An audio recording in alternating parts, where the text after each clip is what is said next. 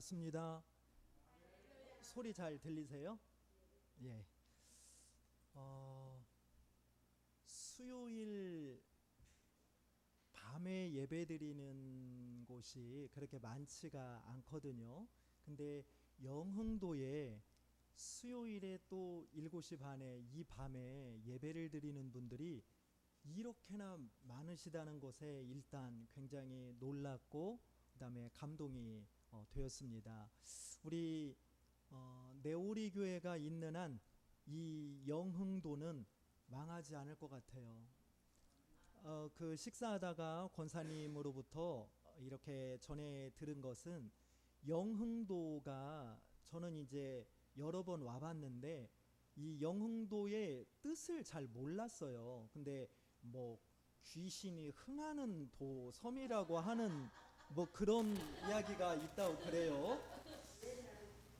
그런데 어쨌든 우리 영흥도에 귀신이 흥하는 그런 섬에 이렇게 밤중에 그것도 주일이 아니라 수요일에 이 어두움을 뚫고 나와서 예배드리고 하나님을 높이고 찬양하는 여기에 모여 있는 우리 내오리 교회 성도가 있는 한 이 영흥도는 귀신이 흥하지 아니하고 복음이 흥하고 하나님이 흥하고 주님의 나라가 흥하게 될 줄로 믿습니다. 예, 제가 이제 안양 선교관에 묵고 있는데 거기에서 여기 내비를 안 찍고 왔어요. 왜 그러냐면 여기를 너무 잘 알아요. 제가 한 17년 정도 전에 서울의 모 교회에서 부목사를 할 때 그때는 낚시에 거의 반 미쳐 있었어요. 그래서 낚싯대가 민물 낚싯대, 그 다음에 바다 낚싯대 이렇게 해가지고 11개가 있었어요. 낚싯대만. 그걸 가지고 아내한테 사정사정을 해가지고 이제 이쪽에 와서 선상 낚시도 많이 가고 영흥대교 밑에서 낚시하기도 하고 뭐 영흥대교 밑에서는 쭈꾸미 뭐 이런 거 낚시를 했었고 그 다음에 발전소도 갔었어요. 발전소에서 망둥어 낚시도 해보고 그랬는데 그렇기 때문에 이쪽 뭐 대부도 선제도 뭐 영흥도 이쪽은 내비를 안 찍고도 서울에서 얼마든지 이렇게 올 수 있는 곳이에요. 근데 이제 제가 이렇게 우리 내오리 교회의 선교 후원을 이렇게 받게 되었다라고 하는 그런 소식을 듣고서 지도를 이렇게 찾아봤더니 제가 낚시를 하던 곳이었던 거예요. 그래서 야 하나님께서 참 놀랍게 또 역사를 하시는구나. 내가 사람 낚는 물고기 낚는 그 어부의 그런 일들을 하고 있었던 그곳에서 나를 또 선교하라고 이제 물고기 낚지 말고 사람 낚는 어부가 되라고 이제 선교 후원을 또 해주는 교회가 여기 있으리라고는 상상도 못했었습니다. 하나님께서 이렇게 연결해 주시고 또 어려운 중에 또 선교 후원을 해주시고 눈물로 기도해 주시는 여러분들에게 이 자리를 빌어서 진심으로 감사의 말씀을 드립니다. 저는 이제 10년 전에 우리 대한예수교장로에 저는 이제 통합측 목사예요. 그래서 통합측 총회에서 파송 훈련을 받고 일본으로 파송을 받아서 지금 일본 옛날 수도 교토 있죠? 교토에서 지금 10년째 선교 사역을 하고 있습니다. 그런데 이제 제가 있는 이 일본은 이제 여러분들에게 일본이라는 곳이 어떤 곳인지를 이렇게 말씀을 좀 드려야 여러분들께서 또 생각나실 때 그곳 그런 상황 속에서 선교하고 계시는구나. 그래서 더 열심히 또 기도해 주시리라 생각이 되어서 일본에 대한 이야기를 잠시 좀 하려고 합니다. 아시는 분들은 아시겠지만 일본 전체 인구가 1억 2,500만 명 정도 돼요. 그 중에서 카톨릭, 그다음에 우리 개신교, 그리고 기독교를 빙자한 이단, 이런 모든 것을 다 통틀어서 기독교 인구가 0.4% 정도밖에 안 돼요. 굉장히 열악합니다. 0.4%인데 더 큰 문제는 교회들이 없지는 않아요. 꽤 많은 교회들이 있기는 합니다. 그런데 그 교회들마다 다 고령화 되어 있어요. 성도님들이 다 고령화. 여기 지금 앉아 계신 분들은 굉장히 젊으신 편이에요.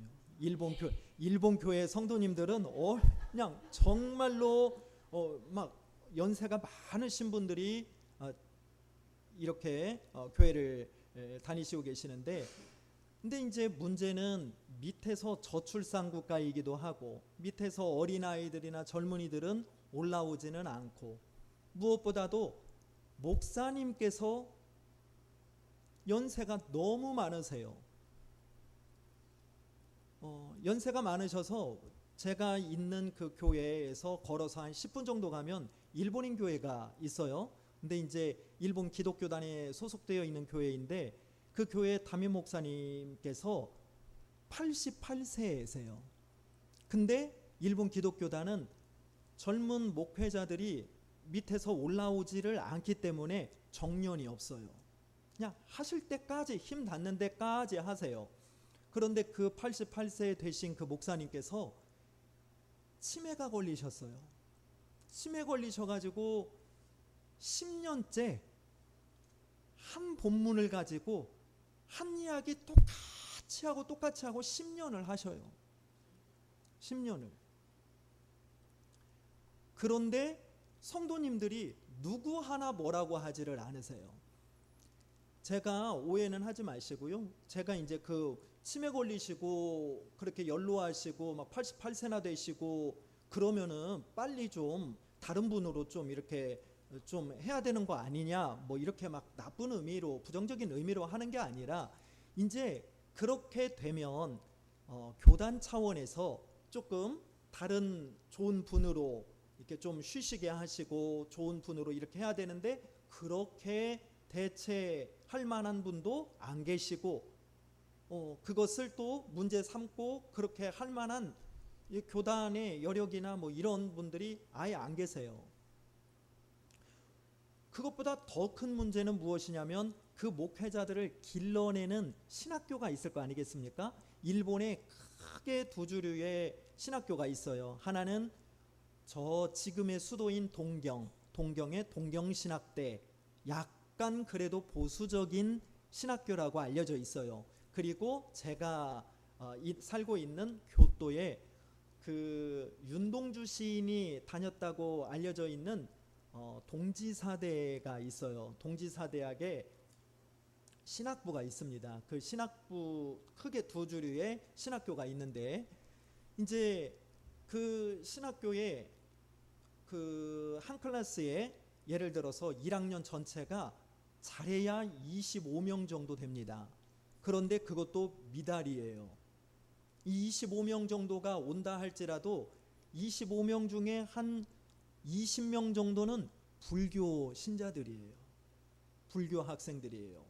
기독교는 전혀 모르고 교회를 다녀본 적도 없는 학생들이 점수 맞춰서 그냥 와요. 그냥 받아준다는 거죠. 그 중에서 한 두세 명 정도가 교회를 다니는데, 그 중에서 한 명 정도가 졸업을 하고 한 명이 목회자가 될까 말까예요. 그렇게 유명한 신학대학인데, 그러니 일본 기독교단의 교회들이 목사님들이 안 계시는 거예요.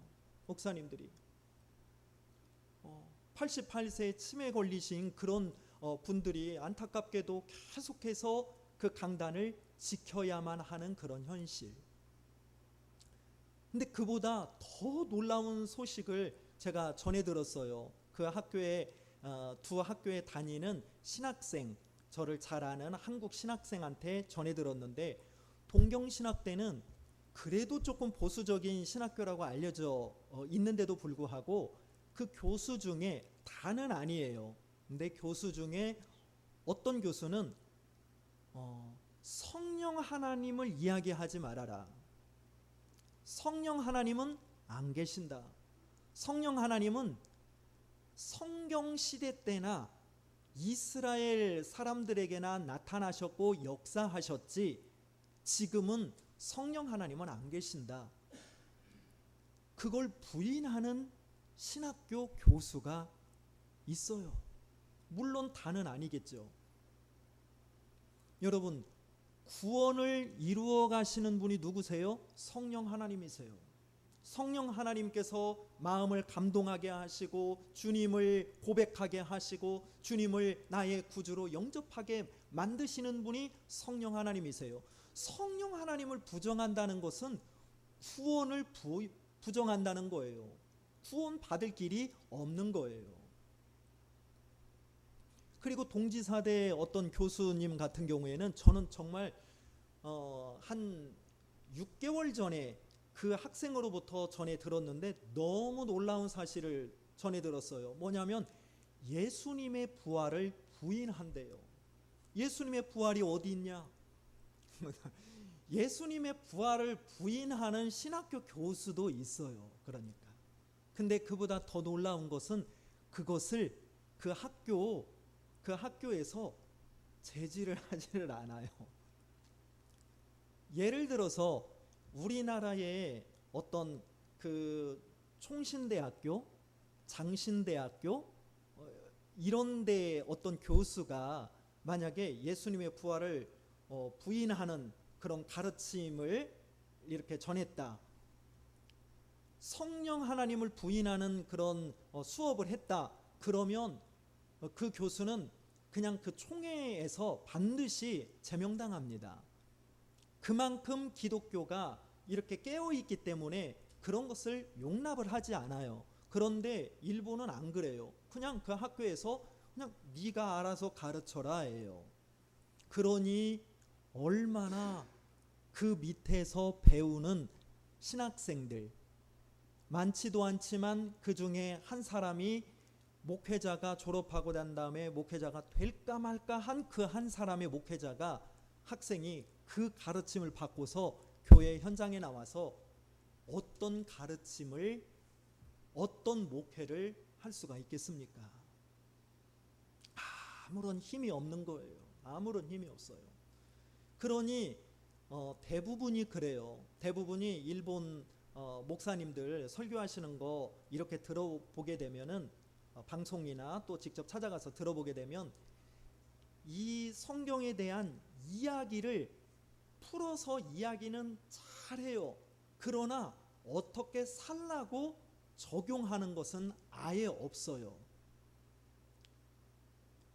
그러니 성령 하나님의 능력을 부인하니까 예수님의 부활도 잘 믿지를 않으니까 이 복음으로 전하지 못하고 살아있는 생명의 말씀으로 전하지 못하고 그냥 역사의 한 부분으로 생각하면서 역사를 전해주고 있을 뿐인 거예요. 그러니 거기에 무슨 감동이 있을 것이고 거기에 무슨 변화가 일어날 수가 있겠습니까? 그런 역사서 조금 읽어주는 거 가지고 어떻게 변화가 일어날 수가 있겠습니까? 거기에서 목회자가 이렇게 된 어떤 목사님들은요, 일본 목사님들 중에서 물론 다는 아니에요. 그런데 제가 이렇게 어떤 목사님에게 전해 들은 바로는 1월 1일이 되면 일본에는 하츠모데라고 하는 아주 일본의 전통적인 행사가 있어요. 그 하츠모데라고 하는 것은 무엇이냐면 유명한 절, 유명한 신사, 이게 일본의 두 개 종교예요. 큰 두 개 종류, 종교, 신사하고 불교. 그런데 이제 제가 살고 있는 교토가 이제 일본 전체에서 불교가 제일 센 곳이에요. 절도 제일 많고요. 1월 1일이 되면 일본 사람들은 유명한 신사, 유명한 절은 순례하는 행사가 있어요. 왜 순례를 하냐면 각 절마다 각 신사마다 주특기가 달라요. 주특기가. 어떤 이 A라고 하는 절은 출산을 잘하게 해주는 절, 두 번째 이쪽 B라고 하는 절은 이제 학업, 내 자녀들의 학업을 잘하게 만들어준다는 절, C라고 하는 곳은 내 가족의 건강을 잘하게 해준다는 절. 각 절마다 주특기가 다 있어요. 그러니 다 안 돌면은 안 돼요. 그러니까 그 절들을 하츠모데라고 해서 1월 1일이면 반드시 돌게 되어 있습니다. 말씀드리고 싶은 것은 목사님 중에 그렇게 하는 목사님도 계셔요. 그러니 한숨이 나오는 거예요. 한숨이. 마음이 미어지는 거예요.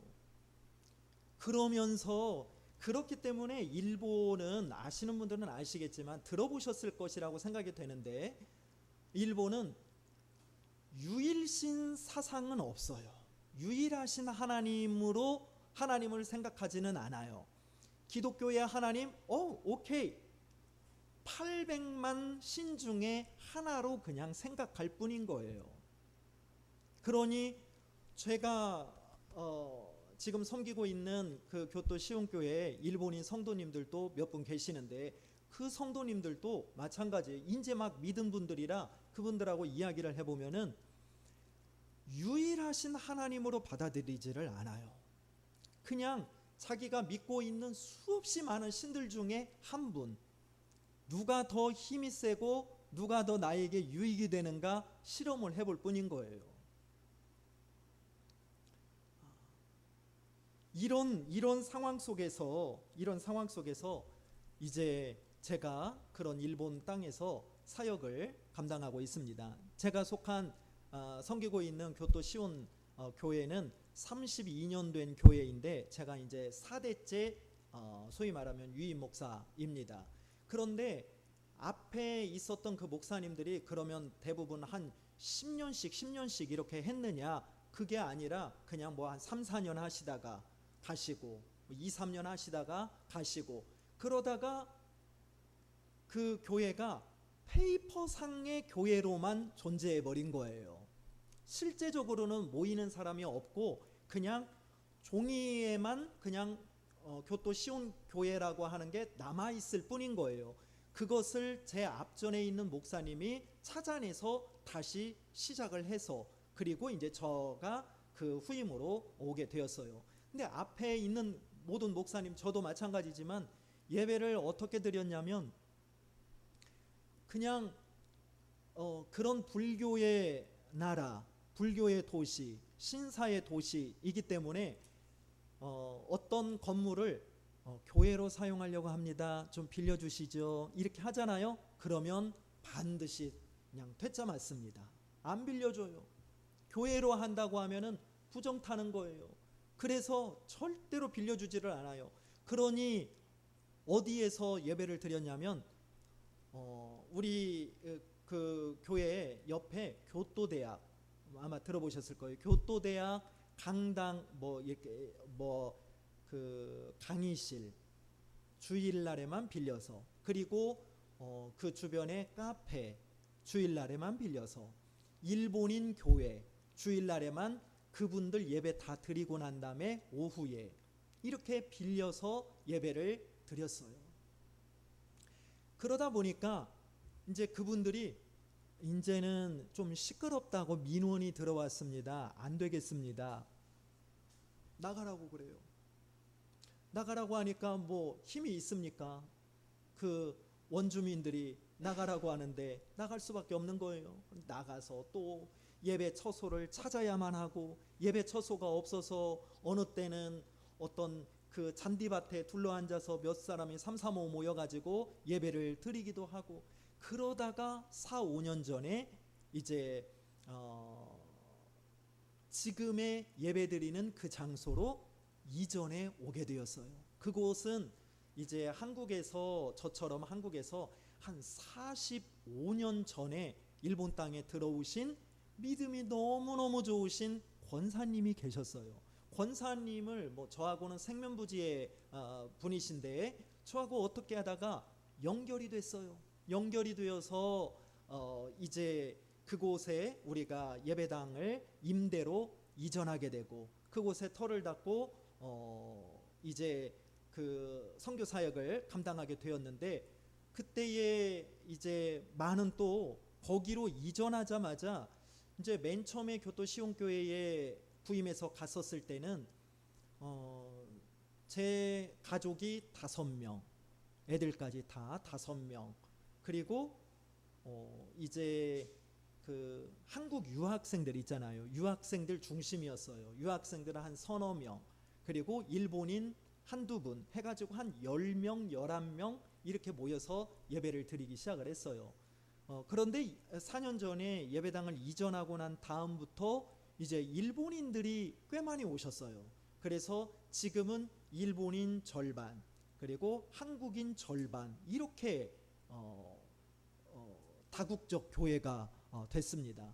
그래서 지금은 한 25명에서 30명 정도 이렇게 모여서 예배를 드리고 있습니다. 일부 예배 일본어로만, 이제 뭐 찬양이나 설교나 모든 것을 다 일본어로만 하는 일본어 예배가 있고, 그 다음에 점심 식사한 다음에 1시에는 이제 한국인들 한국어로만 예배드리는 한국어 예배가 있습니다. 그러다가 이제 그 주인 권사님께서 그 예배당이 있는 그곳 바로 그 땅 부지 안에 권사님이 사세요. 근데 권사님, 그 다음에 남편, 그 다음에 출가한 2딸, 딸의 자녀, 이렇게 5명이 다 우리 교회를 다니세요.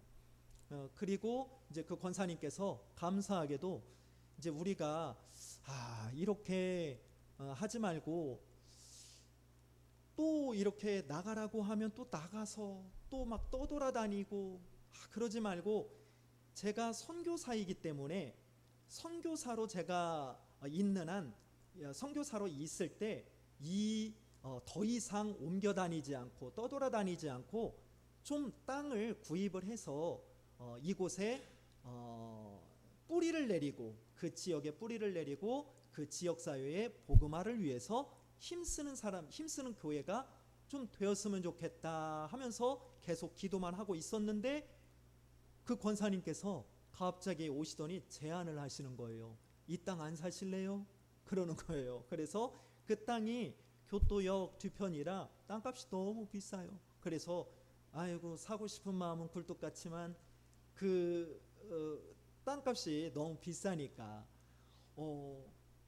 그런데 이제 그 권사님께서 이런 제안을 해주셨어요. 우리는 외국인이기 때문에 일본 은행에 가가지고 1원 한 장 대출을 받을 수가 없어요. 근데 이제 우리가 무슨 수로 이렇게 그것을 할 수가 있겠습니까? 대출도 안 되고. 그런데 이제 권사님께서 그러면 그러지 말고 25년간 걸쳐서 조금씩 갚아라 그러시더라고요. 얼마나 좋습니까? 얼마나 좋아요. 25년간이면 이자도 이제 많이 내야 될 거 아니겠어요. 25년간으로 하니까 이자가 많을 텐데, 이자를 아예 안 받고 그냥 원금만 25년간에 걸쳐서 이렇게 갚아 나가라. 그래가지고 너무 감사해서 이번 올해 4월 달에 매매 계약을 맺었어요. 매매 계약 아직 뭐 등기 이전은 안 됐어요. 25년 후에 다 갚으면 그때 등기 이전을 해준대요. 그러니까 이게 매매 계약인지 뭔지는 잘 모르겠어요. 어쨌든 이렇게라도 하니까 이제 시간이 지나면 지날수록 한 주가 지나잖아요. 그러면 이제 제 마음속에는 어떤 마음이 드냐면, 아이고 저 한쪽 귀퉁이가 우리 거 같았구나 이런 생각들 다 해보시잖아요. 그러니 얼마나 감사해요. 제가 근데 생각을 해보니까 25년이에요. 제가 속해 있는 제일대한기독교회는 정년이 있어요. 70세까지, 만 70세. 근데 제가 이제 이렇게나 젊어 보이는데도 막 완전 막 30대 초반으로 보이시잖아요. 거의 뭐 웃으시는 게 아니라 비웃음 같은 30대 막 초반 같이 보이잖아요. 근데 막 50 만으로 53이나 됐어요.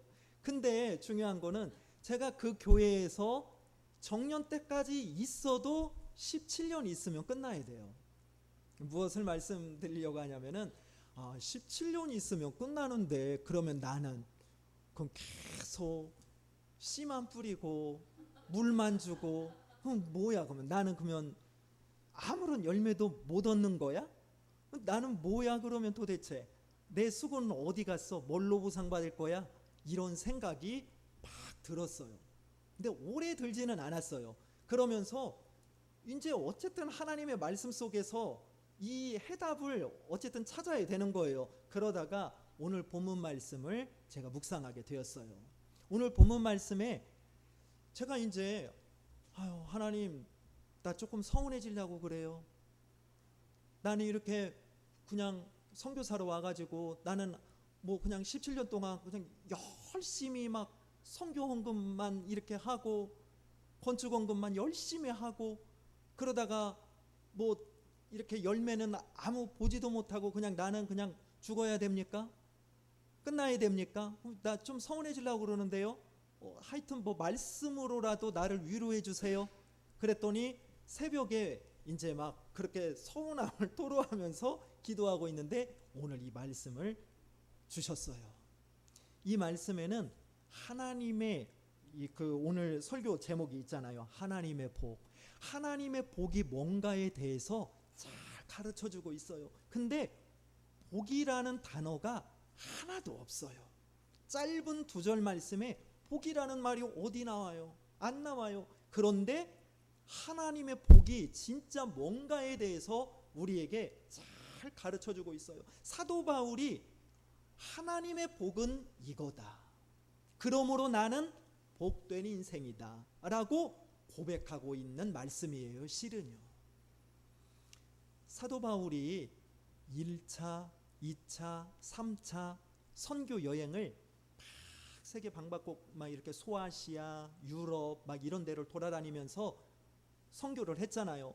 그 오랜 기간 동안 선교하고 난 다음에 이제 예루살렘으로 올라가려고 그래요. 올라가면 분명히 유대 종교 지도자들한테 붙잡히고 감옥에 갈 거라는 것을 너무 잘 알고 있어요. 그러니 막 사람들이 사도 바울을 막 아끼고 막 좋아하는 그런 사람들이 눈물을 흘리면서 가지 말아라. 왜 너를 붙잡으려고 하는 거 뻔히 알면서 왜 거기를 예루살렘을 올라가려고 하느냐. 가지 말아라. 그러나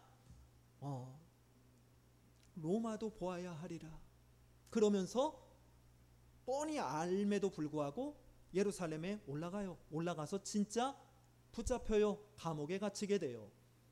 감옥에 갇혀 있었을 때 당시 그 이스라엘의 총독이 누구였느냐?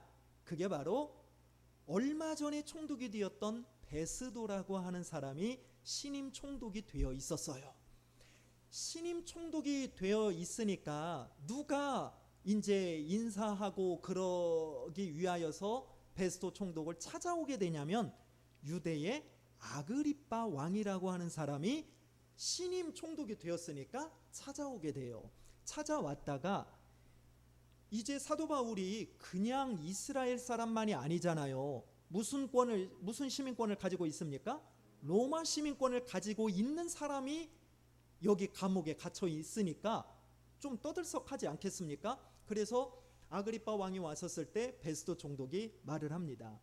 아그리빠 왕이요, 이만해서 감옥에 이 사도 바울이라고 하는 로마 시민권을 가지고 있는데 이 정치범으로 붙잡혀 왔습니다. 골치 아픈데 막 로마로 또 배 태워 보내야 될 텐데 어찌할 바를 모르겠습니다. 복잡합니다. 그러니까 아그리빠 왕이 갑자기 있다가 야, 그러면 내일 아침에 사도 바울 좀 내가 좀 보고 싶다. 그래가지고 다음 날이 되어서 사도 바울이 감옥에서 이렇게 와가지고 아그리빠 왕 앞에 딱 선 거예요. 아그리빠 왕의 앞에 섰을 때 장면이 오늘 본문 말씀이에요. 그래서 야, 사도 바울 네가 한번 내 앞에서 변명해봐 라고 말을 해요. 그랬더니 사도 바울이 뭐라고 2절에서 말하냐면 아그리빠 왕이여, 내가 오늘 왕 앞에서 변명하게 된 것을 다행히 여기나이다, 이렇게 말을 해요. 여러분 생각을 해보세요. 다행히 여기나이다, 이 말 있잖아요. 다행히 여기나이다. 그러니까 우리나라 말 뉘앙스는 어떤 뉘앙스를 가지고 있냐면, 다행히 여기나이다 하니까 아이고 내가 정말 억울한 누명을 쓰고 지금 감옥에 gat혀 있는데 왕 앞에서 이렇게 변명할 수 있는 기회를 얻지 못했으면 나 억울하게 죽을 뻔했습니다. 언제 순교당할는지 몰랐는데 왕 앞에서 이렇게 변명할 수 있는 기회를 얻었으니까 얼마나 다행인지 몰라요. 이런 뉘앙스인 것 같아요. 그러나 그런 뜻이 아니에요. 다행히 여기나이다, 이 다행이라고 하는 말이 원어에는, 이 헬라어로 써 있을 거 아니겠습니까? 원어가 헬라어에는 복이라고 되어 있어요. 심령이 가난한 자는 복이 있나니 할 때 그 복과 똑같은 단어가 쓰였다는 거예요. 일본어 성경도 복이라고 되어 있어요. 일본어 성경도. 그런데 우리나라 성경만 이상하게 다행히 여기나이다 이렇게 번역이 되어 있을 뿐인 거죠. 그러니까 사도 바울은 지금 이런 거죠. 변명하게 된 것을 복이라고 생각합니다. 그런데 변명을 하고 있습니까? 2절 이하에 그 아그리파 왕 앞에서 막 말하는 것이 변명 늘어놓고 있습니까? 아니요. 복음을 전하고 있을 뿐이에요. 그러니 사도 바울의 이 말의 뜻은 무엇이겠습니까? 아그리파 왕이요, 내가 오늘 왕 앞에서 복음을 증거할 수 있게 된 게 하나님의 복입니다. 이런 말이에요. 복음을. 그렇다면 진짜 중요한 것은 무엇이냐면, 왜 사도 바울은 왕 앞에서 복음을 증거하는 것을 하나님의 복이라고 생각을 하였을까 하는 거예요. 왜 그랬을까요, 여러분? 다른 사람 앞에서 하는 것이 아니라 특별히 왕 앞에서, 이 아그리파 왕이잖아요. 임금 앞에서 복음을 전할 수 있었던 것을 왜 복이라고 생각을 했을까요? 그것은 사도행전 9장 15절 말씀 때문에 그래요. 우리 사도행전 9장 15절 말씀 같이 한번 찾아서 읽어볼까요? 사도행전 9장 15절 말씀. 네, 다 찾으셨죠? 시작. 주께서 이르시되 가라, 이 사람은 내 이름을 이방인과 임금들과 이스라엘 자손에게 전하기 위하여 택한 나의 그릇이라. 아멘. 그러니까 지금 부활하신 주님이 다메섹 도상에서 막 열심히 예수 믿는 사람 막 잡아다가 죽이러 가고 있는 이 사울이라고 하는 사도 바울을 딱 만나고, 그로 인하여서 이 사울이 완전히 뒤바뀌게 되고 예수님을 믿는 사람이 돼버린 거예요. 그러면서 예수님이, 부활하신 주님이 사도 바울에 대해서 직접 뭐라고 설명을 하고 계시냐면, 이 사도 바울은 내가 내 이름을 이방인과 임금들과 이스라엘 자손에게 전하기 위하여 택한 내 그릇이니라 라고 사도 바울에 대해서 직접 말씀을 하세요. 그러면 사도 바울은 어떤 정체성을 가지고 있었을까요? 나는 하나님의 그릇이야. 그것도 어떤 그릇이냐면, 이방인들과 임금들과 이스라엘 자손, 흩어진 유대인들 있잖아요. 유대인들에게 예수 그리스도의 이름을, 그 복음을 증거하기 위한 그릇이야 라고 하는 정체성을 항상 가지고 있었다는 거예요. 그런데 그가 1차, 2차, 3차 선교 여행을 통하여서 수없이 많은 이방인들, 수없이 많은 흩어져 있는 유대인들에게 복음을 증거한 적이 너무나도 많아요. 그런데 유독 누구에게만 복음을 증거한 적이 없을까요? 임금에게는 없었어요. 이제 감옥에 갇혀가지고 내가 언제 순교 당할는지 알 수 없는 상황이에요. 답답한 상황이에요. 갇혀있는 상황이에요. 그런데 자기가 원하지도 않았는데 아그리빠 왕이 세상에 내 앞에 와서 한번 변명해봐라, 내 앞에 와서 복음을 증거해봐라, 이렇게 불러주고 있는 거예요. 그러니 사도 바울 입장에서는 너무 놀라운 거예요. 왜 놀랐을까요? 왜 그것을 복이라고 말했을까요? 나를 향한 하나님의 뜻이 오늘 이루어졌기 때문에 그래요. 이루어졌기 때문에. 여러분, 오늘 이 밤 시간에 저와 여러분들에게 제가 여러분들에게 정말 전하고 싶은 이야기는, 말씀은 그거예요. 저도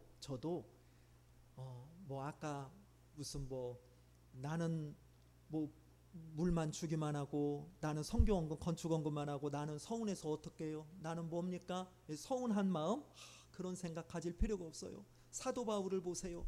갇혀있는 상황, 답답한 상황, 감옥에 갇혀있는 상황, 언제 순교당할는지 모르는 그런 상황에도 이게 바로 복입니다. 나는 복 있는 사람입니다. 나는 복된 인생입니다 라고 고백하고 있잖아요. 여러분, 내 뜻이 이루어지는 것이 복일까요? 그러면 큰일 납니다. 그러면 큰일 안 나겠습니까? 하나님의 뜻이 이루어져야지. 내 뜻이 이루어지면 여러분, 여기에 와 앉아 있을 사람이 하나도 없는 거예요. 내 뜻은 이루어지지 않는다 할지라도 사도 바울이 고백하고 있는 것처럼 만삭되지 않은 자 같은 나를 통하여서 하나님의 뜻이 이루어지는 것, 이게 복인 줄로 믿습니다. 내 이름은 드러나지 않고 내 이름은 높아지지 않고 오히려 교회에 와서 우리 장로님, 나 깜짝 놀랐습니다. 장로님이 차량 운행도 하시고 여러 가지 하시더라고요.